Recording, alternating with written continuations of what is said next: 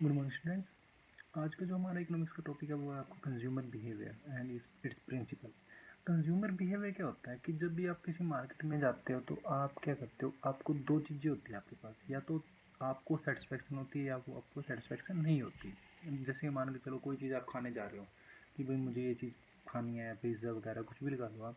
अब या तो वहाँ पे आप किसी शॉप पे गए, आपने यू हैव टू पे, ठीक है, आप किस चीज़ के लिए पे कर रहे हो तो वो क्या है कि आपने पे भी किया, उसके बावजूद भी आपको वो चीज़ पसंद नहीं आई। तो वहाँ पे अब दो चीज़ें होती हैं, या तो आपको चीज़ पसंद आएगी या फिर चीज़ पसंद नहीं आएगी। तो वहाँ पे क्या होता है आपका कंज्यूमर बिहेवियर, यानी कि अगर डेफिनेशन देखी जाए तो वहाँ पे कंज्यूमर बिहेवियर क्या होता है कि आप अपनी जो इनकम होती है, इनकम को कहाँ कहाँ कितने कितने में अपनी इनकम को स्पेंड करते हो तो उसको बोला जाता है कंज्यूमर बिहेवियर।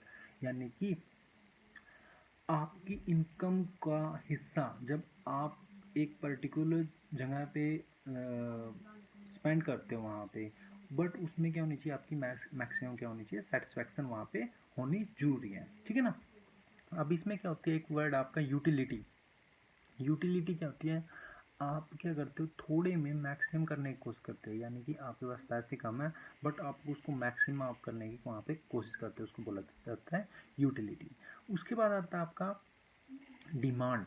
डिमांड क्या होती है, डिमांड का मतलब क्या, देखो एक होती है नीड्स, होती है एक होती है नीड, एक होती है demand, they are the differ. दोनों में फर्क क्या होता है, देखो नीड होती है कि मुझे पेन चाहिए, ठीक है, मेरी नीड है। मुझे 50 रुपये वाला पेन चाहिए, दैट इज द डिमांड। यानी कि लिखा 5 रुपये वाले से भी जा सकता है, लिखा 50 रुपये वाले से भी जा सकता है और लिखा 500 रुपये वाले भी जा सकता है। बट जब आप ये कहते हो मुझे पेन दे दो, pen, that is the need. And if we are to say that I want to 500 rupees pen, that call the demand। दोनों में क्या हो जाता है, वहाँ पे चेंज होता है कि वहाँ पे आप, अगर आपके पास पैसे हैं तो वो क्या कहलाती है, और आप ये कहते हो मुझे ये चीज़ चाहिए, दैट कॉल्स द डिमांड, ठीक है ना। उसके बाद आता है कि डिमांड को कौन से ऐसे फैक्टर हैं जो इफेक्ट डालते हैं। देखो फैक्ट क्या आता है, taste, preference, price and consumer income and आपके जो स्टेबल जो आपकी जो चीज़ें होती हैं उनके चीज़ें डिपेंड करती हैं। देखो आपकी फर्स्ट ऑफ ऑल तो आपका इंटरेस्ट। इंटरेस्ट का मतलब क्या होता है कि सपोज करो आपको घिया तोरी होती है, चाहे उनका रेट कितना भी हाई हो जाए तो आपको नहीं पसंद तो नहीं पसंद। तो वो चीज़ें क्या होती हैं आपकी, जो आपका टेस्ट होता है, प्रेफरेंस, किस चीज़ को आप प्रेफर करते हो। सपोज करो एक तो प्रोडक्ट है चाइना का और एक है इंडिया का, चाहे चाइना का प्रोडक्ट आपको सस्ता मिल रहा है तो पर आप क्या कहते हो, आप हमें तो क्या लेना है, हमें तो इंडिया का ही लेना है, तो वो क्या कहलाती है, आपकी डिमांड कहलाती है। दूसरा होता है income of the consumer. Consumer की इनकम कितनी है वो भी मायने रखता है।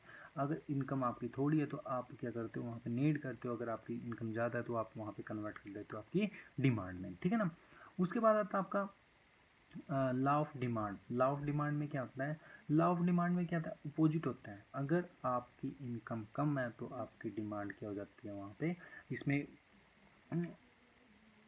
जो आपकी किसी वस्तु की, जैसे कि प्राइस किसी वस्तु का हाई है तो आपकी डिमांड क्या हो जाती है, कम हो जाती है, ठीक है ना।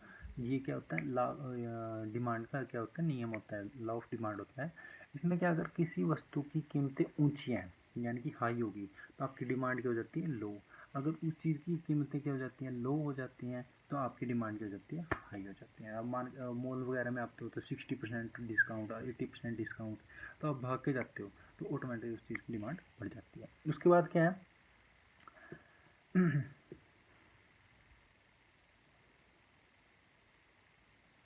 इसके अंदर कुछ गुड्स ऐसे होते हैं जैसे कि सस्टेबल गुड्स, जो मैंने बताया अभी तक आपको, वो होते हैं सस्टेबल गुड्स, जो कि एक वस्तु के बदले दूसरी वस्तु को आप खरीद सकते हैं, चाय की जगह कॉफ़ी, कॉफ़ी की जगह चाय।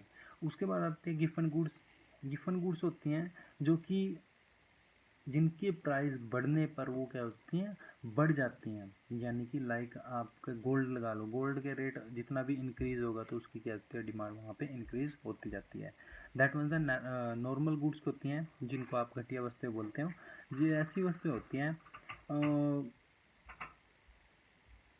जो कि डिमांड पे बेस होती है, कीमत पे बेस होती है। लाइक आपकी चीज़ें कीमतें बढ़ रही हैं बढ़ रही हैं तो बढ़ रही हैं तो वो क्या हो जाती हैं, घट जाती हैं, जो घट रही हैं तो वो क्या हो जाती हैं, वहाँ पे बर्स्ट होती हैं। और कुछ होती हैं आपकी नॉर्मल गुड्स। नॉर्मल गुड्स वो गुड्स होती हैं they are necessary for us, like salt, sugar, milk, rice, wheat.